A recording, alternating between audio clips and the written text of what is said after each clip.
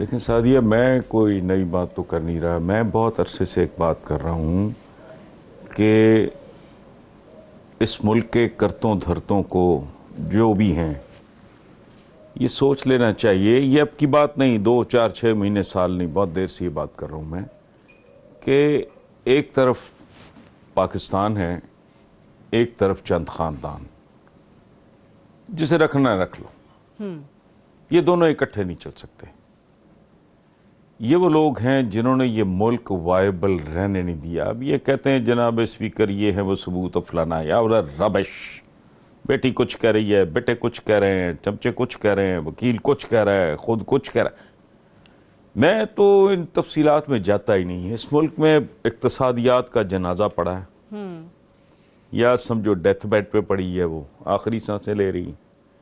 इन्होंने मुल्क वायबल ही नहीं रहने दिया। अखलाकियात का जनाजा पड़ा है। ये अरबपति खरबपति होगा डॉलर्स में। लोगों के मुंह से निवाला छिनते छिनते छिनते छिनते अभी वो हालत हो गई है कि चंद रोज पहले मैं आपके किसी लाहौर के मकामी किसी चैनल पे मैं देख रहा था, कोई नौजवान दाता दरबार जिंदा लाशों के साथ इंटरव्यू कर रहा था। वो लोग 1.5, 2 महीने से नहाए नहीं थे। उनके पास ना कोई घर है ना कोई छत है। वो वहाँ कहते जी लंगर पे खाना खा लेते हैं, वहाँ पड़े हैं जिंदा लाशें। को जो दिन भर कोई 5 दे गया, कोई 10 दे गया, कोई 100 दे गया, कोई 50 दे गया, शाम को उन पैसों का वो नशा कर लेते हैं। ये हैं इकबाल के शाहीन। ये कैसी अजीब बात है कि मेजॉरिटी ऑफ दिस कंट्री, मतलब भारी तरीन अक्सरियत, करोड़ों लोग पॉवर्टी लाइन पे, ये खरबपति हो गए। यानी सारी अकल इनके पास चली गई, सारी एक्सपर्टीज इनके पास। तो झूठ का पलंदा है ये, ठीक है सारा। अच्छा, लाशें पड़ी हैं, मुझे लाशों से अंदाजा हो रहा है कि कातिल है कोई। और मुझे बहुत अच्छी तरह पता है कि न सादिया अफजाल कातिल है, न हसन निसार कातिल है। कातिल वो हैं जिनके पास असले भी थे और वो कर भी सकते थे। सही, जिनके इस पास मुल्क की इख्तियार रहा, इक्तिसादियात बता इक़्तिदार रही है। रहा, बड़ा अरसा जी रहा। एग्जैक्टली, मैं वही कह रहा हूँ ना, इख्तियार और इक़्तिदार ही सबसे बड़ा हथियार बिल्कुल, होता है ना जी। बिल्कुल। तो जिनके पास वो था, ये कत्ले आम सारा उन्होंने किया है। तो और सर ये देखेंगे, हम ये लोग देखेंगे, जिनके पास बिल्कुल इक़्तिदार रहा, साल हा साल रहा, जो जिम्मेदार हैं मुल्क को इस हाल तक पहुंचाने के लिए, वो फिर अगेन डिबेटेबल है कि किसने कितना ज्यादा नुकसान पहुंचाया, किसने क्या किया। बट अभी उन्हीं की तरफ से एहतजाज की कॉल देना, आने वाले दिनों में स्ट्रैटेजी बनाएंगे, हुकूमत को टफ टाइम देंगे। हुकूमत को क्या करना चाहिए? क्या सरेंडर कर देना चाहिए फिर इन लोगों के आगे? पहली बात तो ये है सादिया, मैं तफसील में नहीं जाऊंगा, एक जुमला बहुत गौर से सुने, आप तो समझ जाओगे।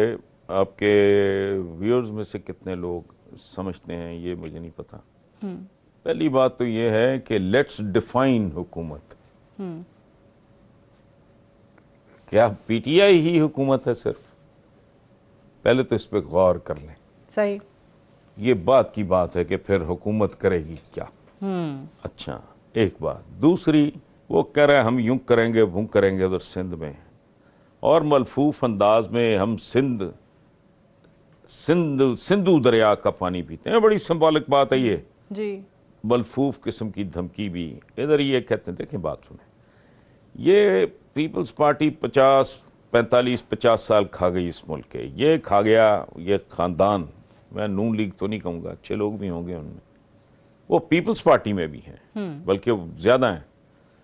ये खा गया 30, 32, 35 साल ये। अच्छा, अब ये बेनिफिशरीज की एक बहुत बड़ी तादाद डेफिनेटली है, लेकिन वो कुल वोटर का या कुल आबादी का वो आटे में नमक बराबर भी नहीं है।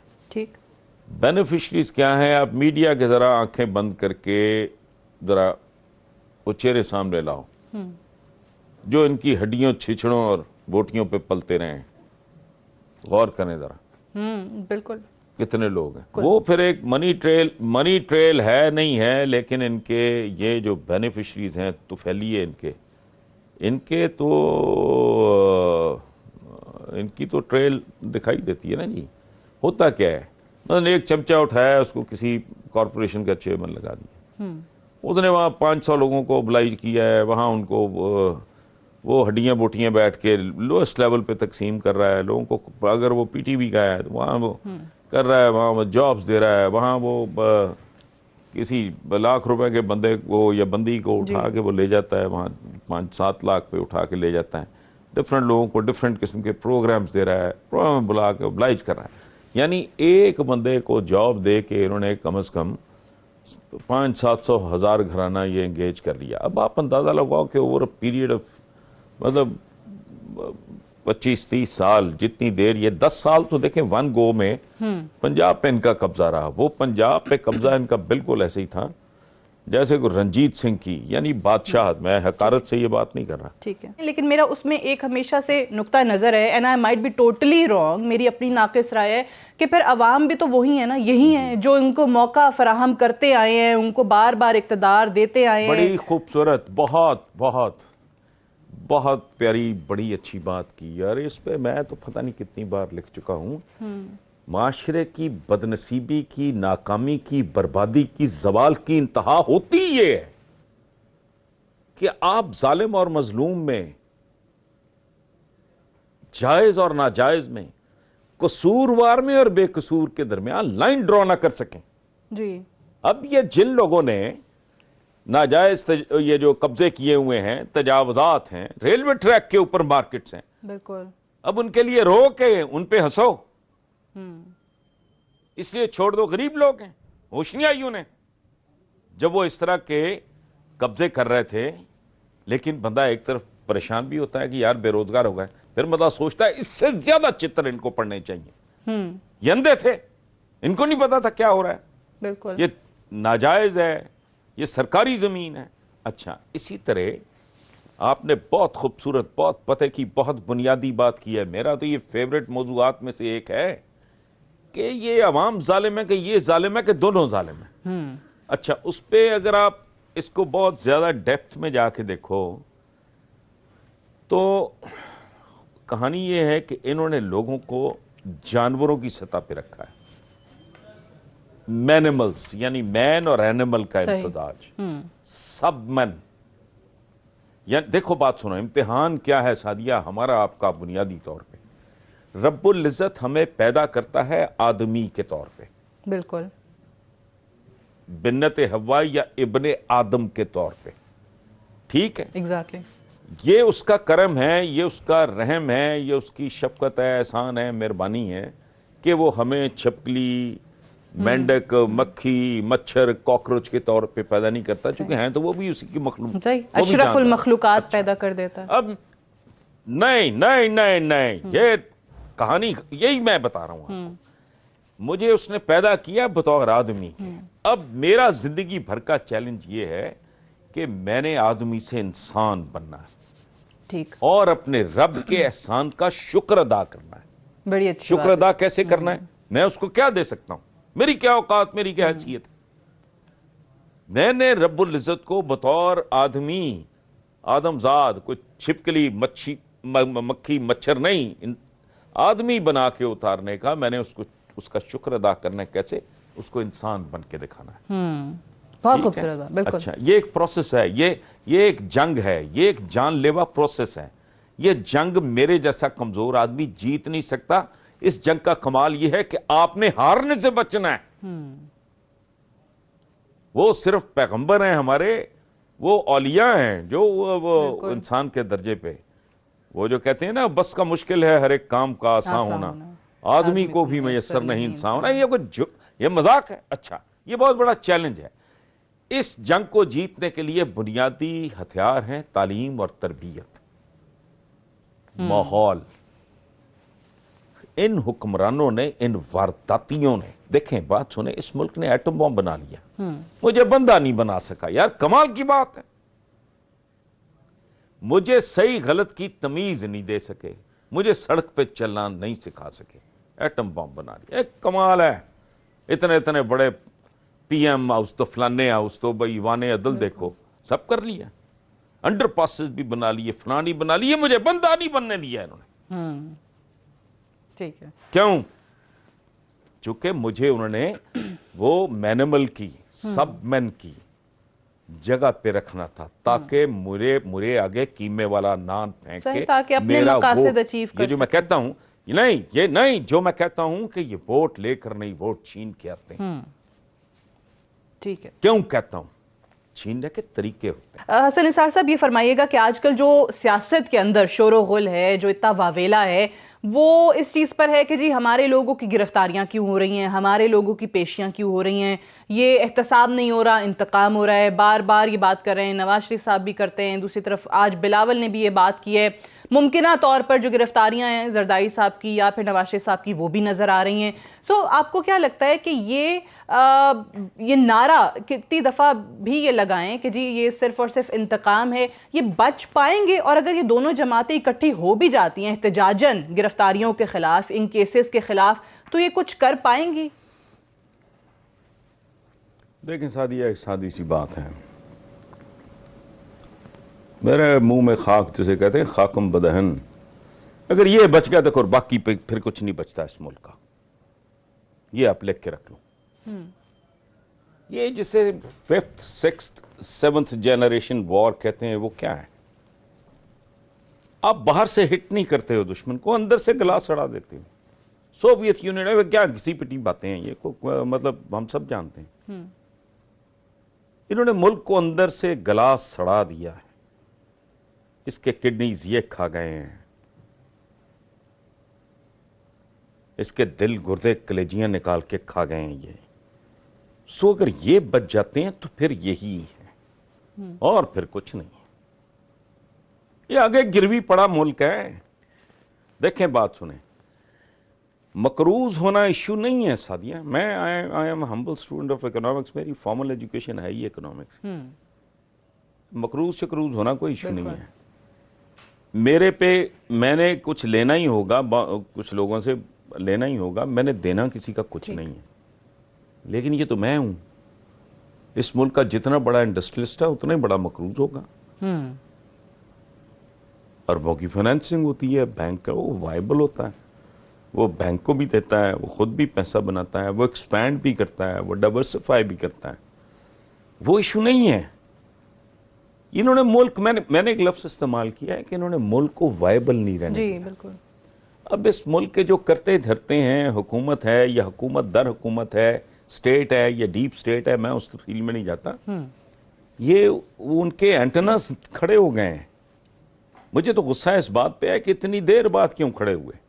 ठीक, लेकिन वो हमारा नेशनल कैरेक्टर है, हम बहुत देर से रिएक्ट करते हैं। दहशतगर्दी में जब तक हमने 70-80 हज़ार 90 हज़ार बंदा नहीं मरवा लिया, रिएक्ट ही नहीं किया। सही। पानी जब तक तबाही नहीं आ गई, और खुशनसीबी एक बंदा हमें दर्दे दिल वाला मिल गया जिसने शोर मचा दिया, वरना अभी 5-7 साल शायद को और जिक्र ही ना करता। और उसको भी उल्टा हम क्रिटिसाइज कर रहे होते हैं, सारे पॉलिटिशियंस खड़े होकर, जी आपका तो काम ही नहीं है। ये तो जोर लगाएंगे। देखें भाई, यहाँ इस मुल्क में एक मरला जमीन तो दूर की बात है जो आपके बनने पे, यानी ये मेरी जमीन है, साथ आपकी है, दरमियान में जो डिवाइडिंग जो पगडंडी जो भी कह लें, उसके ऊपर लगे हुए दरख्त पे कत्ल हो जाते हैं। हुजूर एक एक मरले पे 10-10 रुपए पे खबरें नहीं पढ़ते, 100-50-5। अच्छा, वो इनकी तो नस्लें ये तो अपने तौर पे तय करके बैठे थे कि मुगलिया से और ऑटोमन से ज्यादा और सफियों से ज्यादा तवील इनकी हुक्मरानी होगी, ये हाथ पांव मारेंगे। एक कमजोर सी मासूम सी बिल्ली पे कहते हैं ना कि अगर आप खिड़कियां दरवाजे रोशनदान सब बंद कर दो, वो भी एक बार आंखों पे झपटती है। वो तो ये अलाउ देम टू डू। तो आपको वैसे इनकी गिरफ्तारियां नजर आ रही हैं नवाज शरीफ साहब की अल-अज़ीज़िया में, फ्लैगशिप में, कहते हैं ज्यादा खतरनाक। मैं और आप गिरफ्तार हैं। ओके, फिर इस मुल्क का 20-22 करोड़ बंदा गिरफ्तार बला है। ठीक है सर, पॉइंट वेल टेकन। अगर इनसे जान नहीं छूटी तो तौबा। सही। एक सवाल मेरा है कि अब आजकल जाहिर है बरहमी का इजहार तो अपोजिशन अरकान कर ही रहे हैं, जो केसेस हैं कि जी हमारी गिरफ्तारियां हैं, हुकूमत के लोगों को नहीं पूछा जाता है। बट अब जस्टिस जावेद इकबाल साहब एक सरबरा हैं नैब के इदारे के, तहकीकाती इदारे के, जिसको खुद मुख्तार इदारा हम कहते हैं। अपोजिशन अरकान उनसे मिलना चाहते हैं, उन्होंने भी हामी भर लिया मुलाकात के लिए। बट मेरा सवाल ये है कि एक इस तरीके से खुद मुख्तार इदारे के सरबरा को क्या मिलना चाहिए कि जी कोई आना चाह रहा है आपके पास अपना एहतजाज रिकॉर्ड कराने? अमन, मलेशिया में क्या नजीब रज़ाक को एंटी करप्शन एजेंसी ने गिरफ्तार किया, तो क्या किसी ने कहा कि हम आएंगे जी, मिलेंगे, आपसे बात करेंगे? ये होना चाहिए, मिल लेना चाहिए चेयरमैन नैब को इनसे। नहीं सादिया, मैं I don't see any harm अच्छा है उनको। अच्छा, फिर एक और बात है, मैं ये बात कर चुका हूँ पहले भी, मैं आपके प्रोग्राम में कर रहा हूँ। मैंने कहा था कि इनमें नून लीग या पीपल्स पार्टी के बंदा पढ़ा लिखा हो, वो बिल्कुल एनिमल और मैनिमल का लेवल का नहीं, इनका कोई B class C class leadership, अपनी औलाद के सरों पे हाथ रख के कसम खाएगी दयानतदार है। इनको छोड़ो। जरदारी साहब को मेरी ऑफर है, मैं माफी मांगूंगा, सरेआम मांगूंगा, लिख के बोल के मांगूंगा और जाके उनके हाथ पे बैत करूंगा। एक हाथ हो बिलावल के सर पे, दूसरा हो बख्तावर के, और कहे मैंने आज जिंदगी में कभी कोई हेरा फेरी नहीं की। यही ऑफर मेरी नवाज शरीफ के लिए। इन्होंने जो ब्रेन वॉश किया हुआ है, या वो जानबूझ के प्रिटेंड कर रहे हैं कि हमें समझ नहीं आ रही, वो जाके मिलके उनसे जो जावेद इकबाल साहब से बात कर लें, तसल्ली कर लें। ठीक है। वो बड़े हौसले वाले आदमी हैं, मैं उनसे कभी मिला नहीं। मैंने एक बार कॉलम लिखा तो ही कॉल्ड मी। ओके। उन्होंने मुझे क्या, उन्हें क्या जरूरत थी मुझे को वजाहत देने की? ठीक, कत्तन नहीं। सही है। तो आपको लगता है कि कोई मसला नहीं है अगर मुलाकात होती है? हाँ, मैं आपको कैमरे पे बता रहा हूँ। ठीक है। ही कॉल्ड मी, उन्होंने कहा आपने लिखा है ये, इसके फैक्ट्स हैं, एंड इफ यू वांट मैं आपको भेज दूं। अच्छा, मैं जाहिर है मैं थोड़ा एम्बैरेस हुआ, मैंने कहा नहीं, आप मेरे लिए काबिल एहतराम है, अगर आप कह रहे हैं तो यही दुरुस्त होगा, मेरी इंफॉर्मेशन में फ्लॉ होगा कोई, सो मिलें, पाकिस्तानी है, कोरोना बीट नहीं है ना, वो कर लेंगे। अगर कोई बात, इनकी किसी बात में दम हुआ तो मैं आई एम 100% श्योर। हुकूमत के लोगों के नाम आते हैं, उन पर भी केसेस हैं, रेफरेंसेस भी चले बन गए, तहकीकात भी हो रही हैं, बट उनको गिरफ्तार नहीं किया जाता है। दूसरी तरफ चलें, यहाँ पे तो आपने कह दिया कि इनकी मुलाकात अपोजिशन अरकान से होती है तो कोई मसला नहीं है। वहाँ क्योंकि अपोजिशन कहती है कि फवाद चौधरी या दीगर वज़रा जब खड़े होकर बयानात देते हैं, नैब के तर्जुमान की तौर पे बात करते हैं कि जी मज़ीद इतनी गिरफ्तारियां होंगी, आने वाले दिनों में ये होगा, तो शायद वो जो एहतसाब का एक ट्रांसपेरेंट अमल भी चल रहा हो, तो उस पर भी सवाल खड़े हो जाते हैं, उस पर भी उंगलियां उठना शुरू हो जाती हैं। Do you agree with this? Absolutely, you are absolutely right. इन्हें कम्युनिकेशन और मैसेजिंग में पहले भी ये बात कई बार कर चुका हूँ, इनको एबीसी नहीं पता। देखो, अपनी हुकूमत की या अपने लीडर की कोई खिदमत कर रहे हैं, चमचागिरी कर रहे हैं, बहुत भोंडे तरीके से कर रहे हैं। वो stay put, keep quiet, it's not your job. जिनका काम है उनको करने दो, जिनके फैसले उनको करने दो, वक्त आएगा पता लग जाएगा। तुम क्या भांडों की तरह पहले शुरू हो जाते हो, अब एडवांस में भंगड़े डाल रहे हो। एक तो ये गलत कर रहे हैं, इनको नहीं समझ आ रही इसका भोंडापन क्या है हुकूमत का। ज़हनी तौर पे ना थोड़े ये अफलास का शिकार है। 100 दिन किसने कहा था चुप रहो, आगे चलो, और जो एवी खाम खा बैठे बैठे, अब किसने कहा है इसको, उस्मान बुज़दार को या इस पंजाब हुकूमत को? बसंत जी। अच्छा, अब मना के दिखाओ तुम, खुदा ना खास्ता, अल्लाह ना करे एक आध कैजुअलिटी भी हो गई, ये रुल जाएंगे।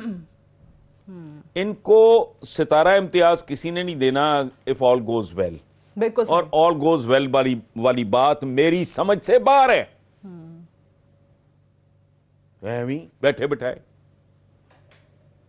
तो ये भोंडापन कर रहे हैं, आखिरी दर्जे का भोंडापन। हाँ, वो जो ये ऑपोजिशन कहती है वो गलत कह रहे हैं। शड़प कॉल आई है ना, वो जो मैं तो ये वो जो वहां का बुज़दार केपी का नाम क्या है उनका? महमूद खान, वो भी ऐसे ही। महमूद खान साहब ने कहा कि बस मैं तो आखिरी पेश वो कहते हैं शट अप कॉल आ गई ना, मिल गई है ना आपकी तरफ से मुझे। हाँ, तो वो शट अप कॉल आ गई फौरन नाब से, उन्होंने कहा गलत बात कर रहा है ये आदमी, खत्म हुई बात।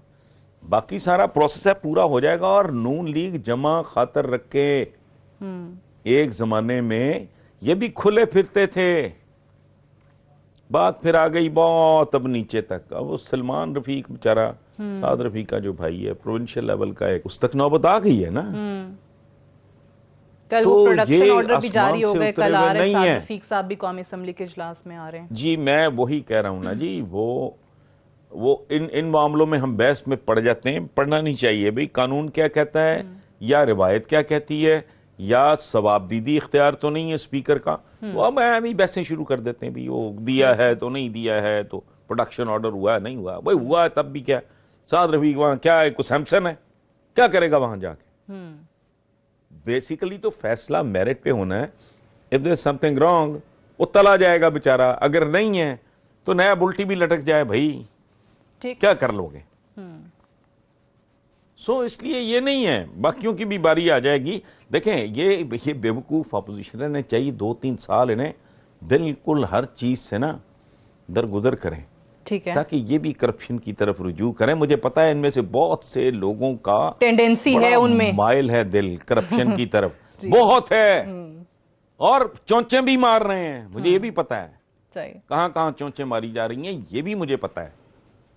लेकिन कोई नहीं, अगर पीपल्स पार्टी देखे ना, ये वो सुभान अल्लाह, वो क्या लोग कहते हैं, हमने तो देखो जी हाथ झाड़ के उठाए, हम तो जेल काटी, साबित ही कुछ नहीं हुआ, अब साबित हो जाएगा। वो एक फौजी की हुकूमत थी, वो तुम्हारा तख्ता उलट के वो बंदा आया था, ये था वो था, वो मामला बिल्कुल, माहौल बिल्कुल, सूरत हाल ही बिल्कुल कुछ और थी, वो उसको आज के साथ कंपेयर कर रहा है।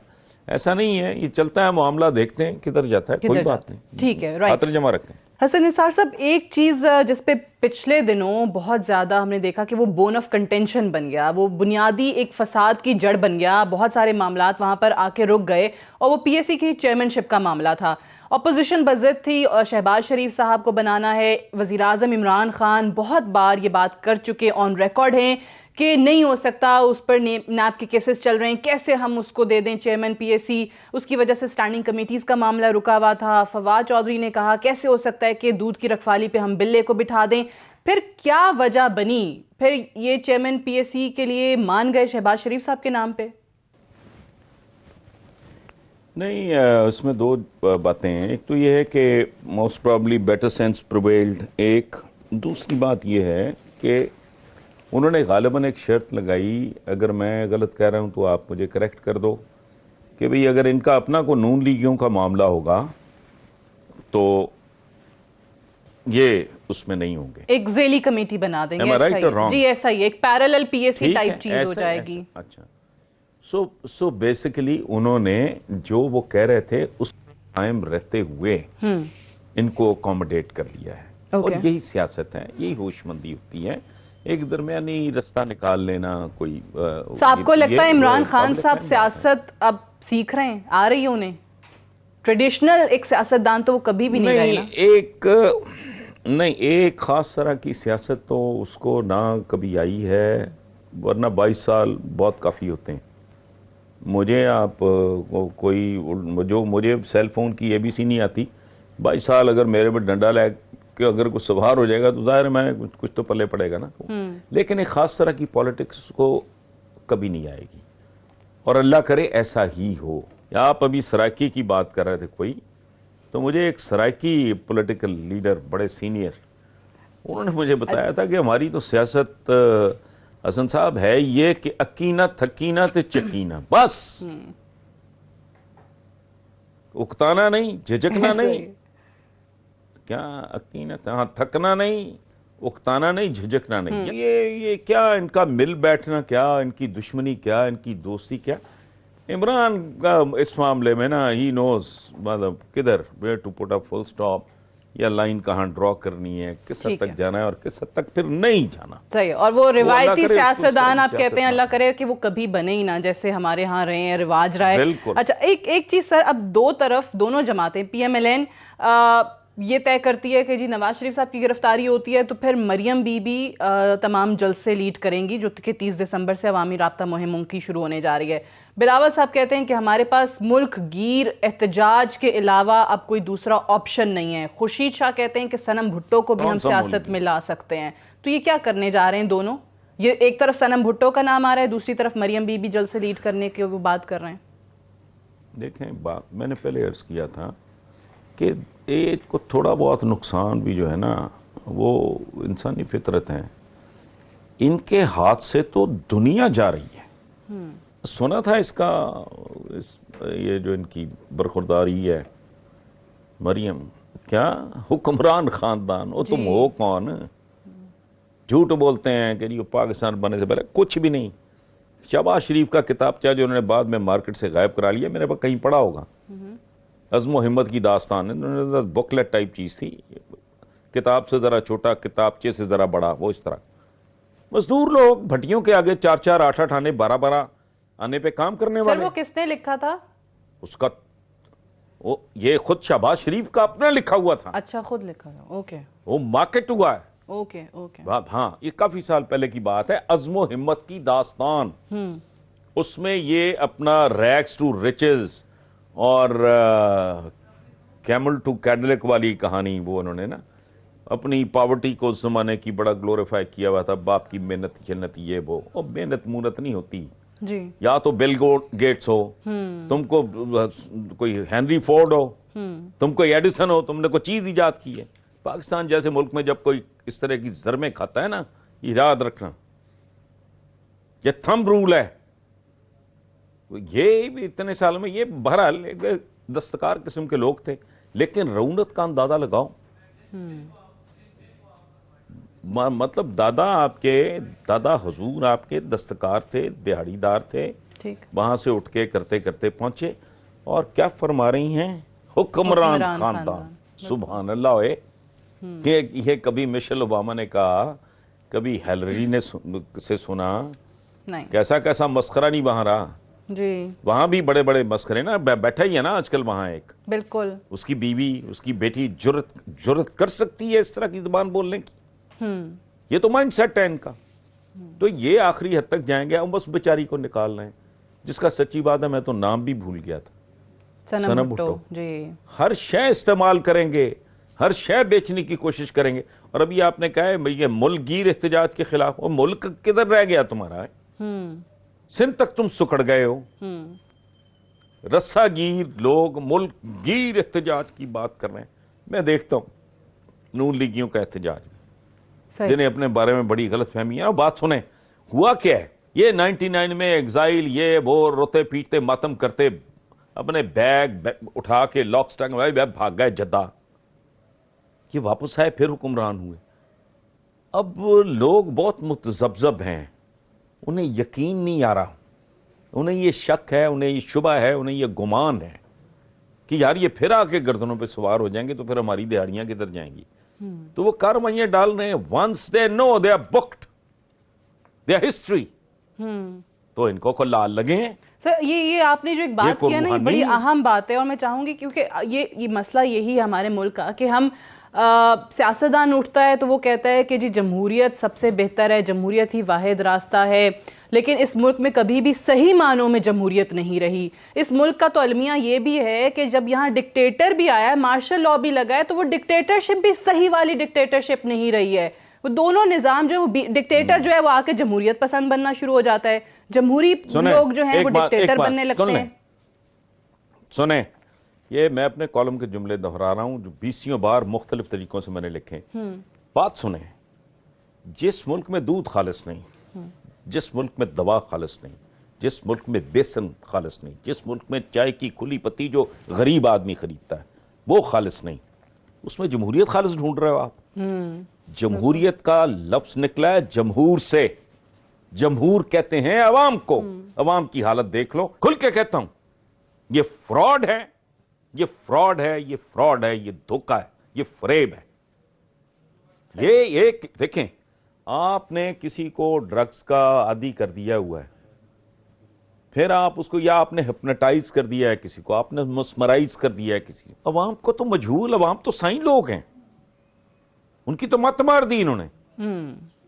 इंसान की सतह से गिर जाता है इंसान, वो अपनी सतह पे कायम रहता नहीं, वहां पहुंच ही नहीं सकता।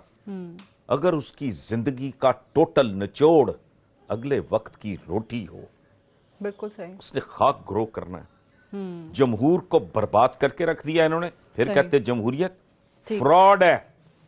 सही। ये तो कीमे वाले नान की कहानी है सारी।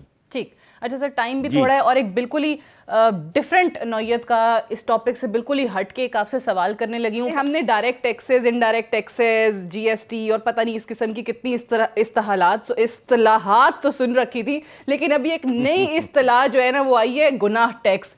आई अंडरस्टैंड कि बहुत सारे मुल्कों के अंदर वो सिन टैक्स के नाम से एक चीज़ चल रही होती है, लेकिन हमारे यहाँ वो जो गुनाह टैक्स है वो सिगरेट नोशी पे भी लगा दिया गया है। क्या जस्टिफाई करते हैं आप इस नाम को, सिगरेट पीना गुनाह टैक्स, कि अगर आप वो टैक्स दे दें तो गुनाह गुनाह नहीं रहता? देखें, बात सुने, मैंने इस पे कॉलम लिखा था।